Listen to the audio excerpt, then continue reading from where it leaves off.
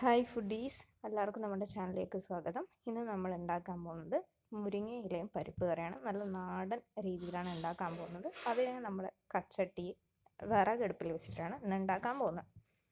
അതിനായി ആദ്യം തന്നെ എന്താ വെച്ചാൽ നമ്മൾ കച്ചട്ടിയിലേക്ക് നന്നായി പരിപ്പ് കഴുകി വെള്ളം ഒഴിച്ച് മഞ്ഞൾപ്പൊടി ഇട്ട് വേവിക്കാൻ വെക്കുക. നല്ല വിറകടുപ്പിൽ തന്നെ വെക്കണം, അപ്പോഴാണ് കച്ചട്ടിയുടെ ഒറിജിനൽ ടേസ്റ്റ് നമുക്ക് കിട്ടുക. അപ്പോൾ അത് വെന്ത് വരും, പരിപ്പ് വേവും. വേവുന്ന സമയം കൊണ്ട് നമ്മൾ എന്താ വെച്ചാൽ പറമ്പിൽ പോയി മുരിങ്ങയില പറിച്ചിട്ട് മുരിങ്ങയില നന്നായി ഉതിർത്തെടുത്ത് കഴുകി വെക്കുക. ഇപ്പം മഴക്കാലമൊക്കെയാണ്, അപ്പം നന്നായി ശ്രദ്ധിക്കണം. നന്നായി കഴുകിയെടുത്ത് മുരിങ്ങയില വെള്ളം തോരാനായി മാറ്റി വെക്കുക.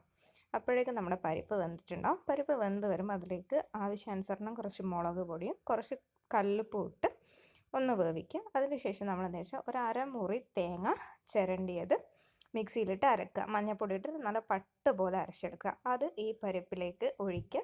അതിനോടൊപ്പം തന്നെ നമ്മൾ എന്താ വെച്ചാൽ മുരിങ്ങയിലയും അതിനോടൊപ്പം തന്നെ ഇട്ട് വേവിക്കുക. മുരിങ്ങയില കുറച്ച് സമയം ഒരു 10 മിനിറ്റ് ഒന്ന് വേവണം.